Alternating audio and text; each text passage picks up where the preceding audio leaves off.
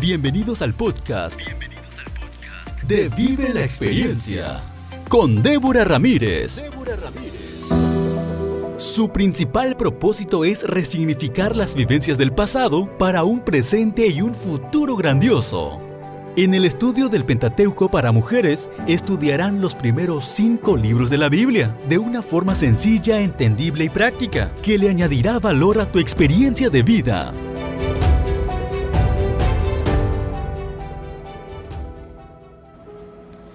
Génesis capítulo 2.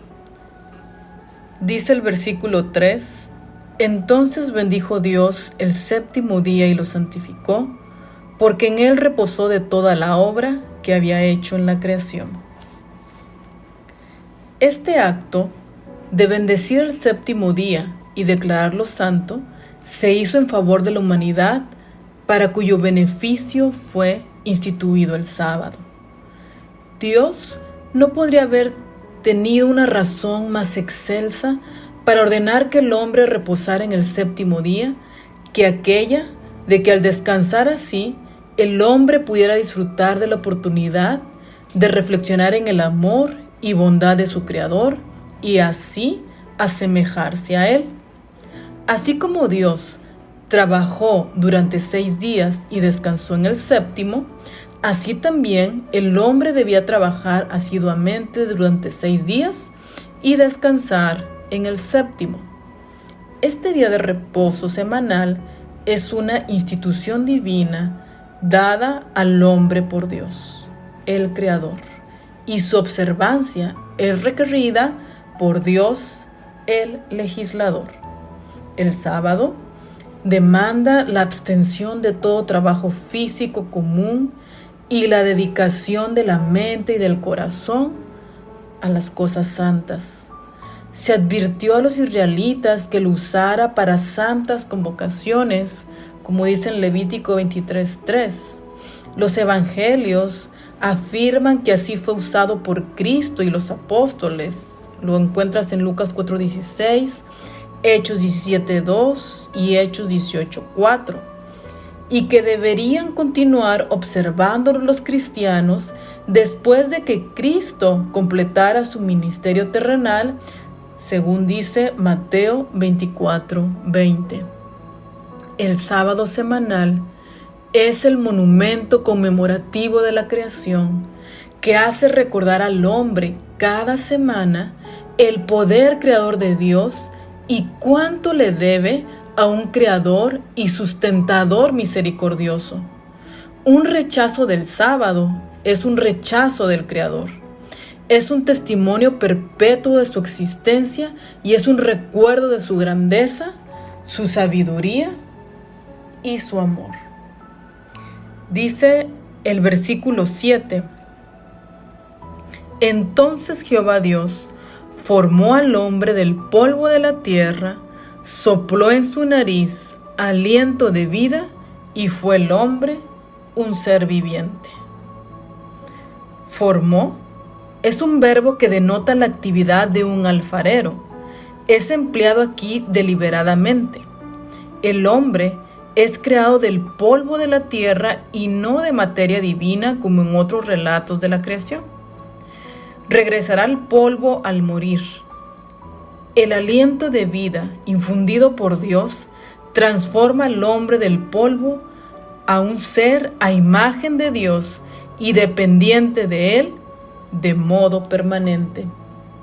La ciencia confirma que el hombre está compuesto de materiales derivados del suelo, los elementos de la tierra. La descomposición del cuerpo humano después de la muerte da testimonio del mismo hecho. Los principales elementos que constituyen el cuerpo humano son oxígeno, carbono, hidrógeno y nitrógeno. Existen muchos otros, pero en proporciones menores. Dice el versículo 8: Jehová Dios plantó un huerto en Edén, al oriente, y puso allí al hombre que había formado. El término hebreo de huerto remite a la raíz, que significa estar rodeado, cercado o protegido. Este huerto marca un espacio donde el orden y la armonía de la creación se hacen especialmente visibles. Tanto el huerto como el tabernáculo posteriormente sirven como lugar de encuentro entre Dios y la humanidad, y en este sentido es un huerto sagrado. Por su parte, la palabra Edén es un término que probablemente se explica mediante una raíz que denota placer o deleite. Dice el versículo 9: «E hizo Jehová Dios nacer de la tierra todo árbol delicioso a la vista y bueno para comer.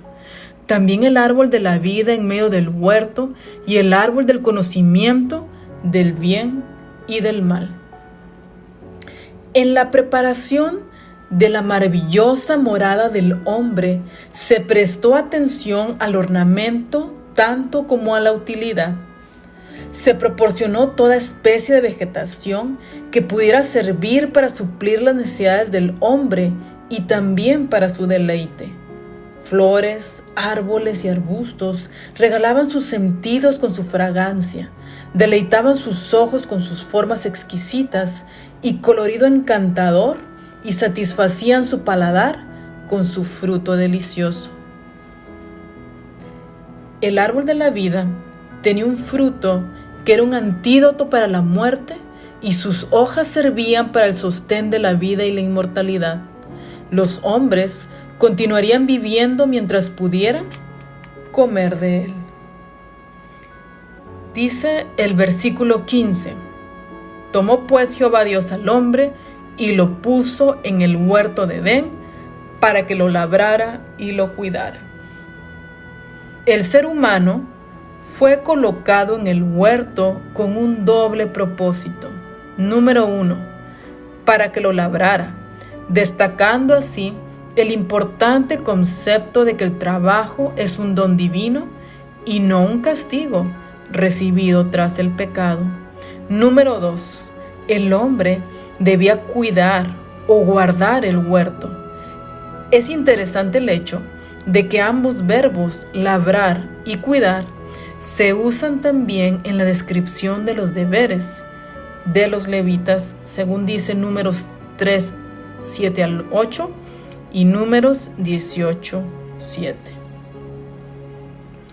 Dice el versículo 17: «Pero del árbol del conocimiento del bien y del mal no comerás, porque el día que de él comas, ciertamente morirás».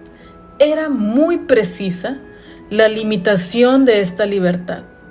El hombre no debía comer del árbol llamado árbol de la ciencia del bien y del mal. La misma presencia de este árbol en el huerto indicaba que el hombre era un ser moral libre. No se forzaba el servicio del hombre, podía obedecer o desobedecer, él era quien debía decidir. Como ser moral, el hombre tenía la ley de Dios escrita en su conciencia, pero se estableció una prohibición para aclarar los principios de esa ley al aplicarla a una situación específica, haciéndola así una prueba justa de la lealtad del hombre a su Hacedor. Dios era el verdadero dueño de todas las cosas, y esto le daba el derecho de reservarse cualquier parte de la creación para sí mismo. Evidentemente, el abstenerse de comer del fruto de ese árbol no tenía otro propósito, sino el de mostrar claramente su lealtad a Dios. Dice el versículo 19: «Jehová Dios formó pues de la tierra toda bestia del campo y toda ave de los cielos, y les trajo a Adán para que viera cómo las había de llamar. Y el nombre que Adán dio a los seres vivientes, ese es su nombre». Adán debía estudiar esos animales y ocuparse en la importante tarea de darles nombres apropiados, para lo cual necesitaba una comprensión de ellos y de sus hábitos. Esto lo capacitaría, o quizás demostraría que estaba capacitado para gobernarlos. Al mismo tiempo, Conocería la vida familiar de que disfrutaban y advertiría su propia falta de compañía, reconociendo también que Dios lo había creado infinitamente superior a los animales. Comprendería que no podía elegir una compañera de entre ellos. Para que la formación de la mujer respondiera plenamente al propósito del Creador, Adán debía percibir que no estaba completo y debía sentir su necesidad de compañía. Dice el versículo 20, y puso Adán nombre a toda bestia, a toda ave de los cielos y a todo ganado del campo, pero no se halló ayuda idónea para él. Es evidente que el hombre fue creado con la facultad del habla. Adán empleó esa capacidad para expresar las observaciones hechas en su estudio de los animales. Así comenzó el estudio de las ciencias naturales, y al dar nombre a los animales, empezó su dominio sobre ellos.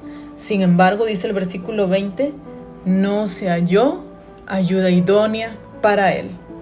El estudio de Adán de los animales creados le dio un conocimiento considerable, pero no satisfizo su anhelo de compañía con otro ser que fuera su igual.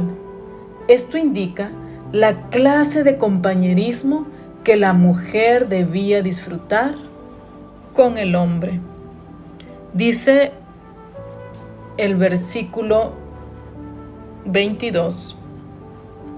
De la costilla que Jehová Dios tomó del hombre, hizo una mujer y la trajo al hombre.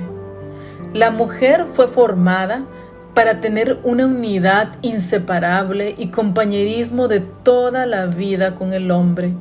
Y la forma en que fue creada sirvió para establecer el verdadero fundamento del estatuto moral del matrimonio. Ella debía estar a su lado como su igual, para ser amada y protegida por él. El matrimonio es un símbolo de la relación de amor y vida que existe entre el Señor y su iglesia. Así como Adán fue el hijo de Dios, así también Eva podría ser llamada adecuadamente la hija de Dios, y como padre de ella, Dios la trajo a Adán y se la presentó. Por lo tanto, el pacto matrimonial es adecuadamente llamado el pacto de Dios, nombre que implica que el Altísimo fue el autor de esa institución sagrada. Dice el versículo 23, dijo entonces Adán, esta sí, que es hueso de mis huesos y carne de mi carne, será llamada mujer, porque del hombre fue tomada. Adán, reconociendo en ella la compañera deseada, gozosamente le dio la bienvenida como a su desposada y expresó su gozo en una exclamación poética.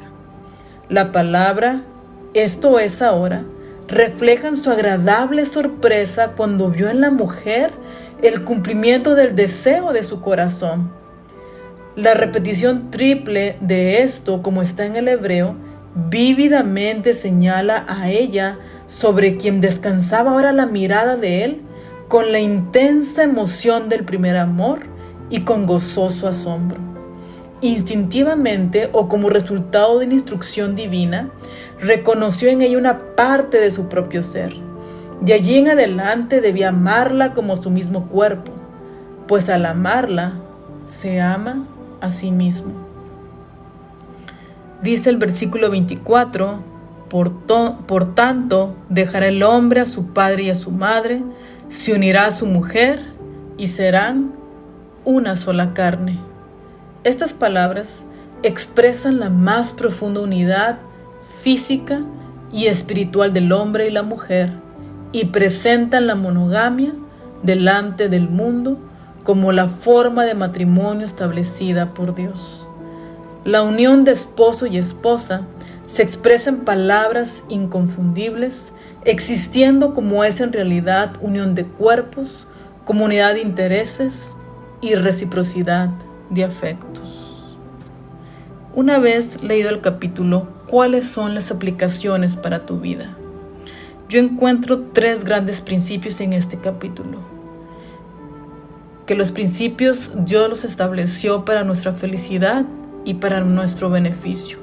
El principio número 1 es el principio del sábado. Dios descansó el séptimo día y nos pide que hagamos lo mismo, que se lo dediquemos a Él. Principio número 2, todo lo que hizo Dios fue bueno en gran manera.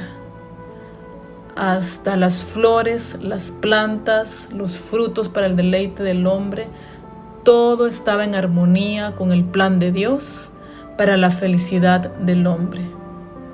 Número 3, el matrimonio establecido por Dios desde un principio entre un hombre y una mujer siguen vigentes. Estos son los 3 grandes principios que podemos encontrar en Génesis capítulo 2. Que Dios te bendiga. Has escuchado un episodio más del estudio del Pentateuco para mujeres y le has añadido esperanza a tu vida. Y recuerda, resignificar es darles otro sentido a las vivencias del pasado para un presente y un futuro grandioso. Esa es la esperanza. ¡Vive la experiencia!